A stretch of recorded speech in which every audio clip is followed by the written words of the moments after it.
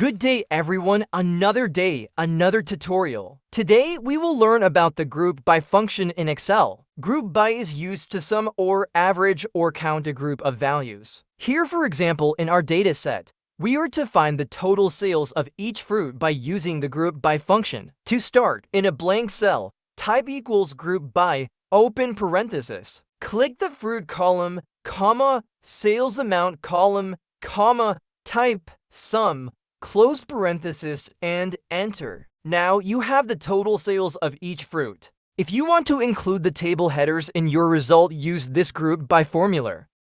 Type equals group by, open parenthesis.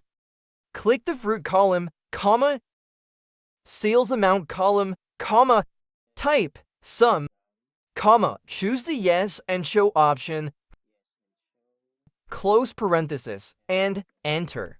And that's it. Thank you for watching.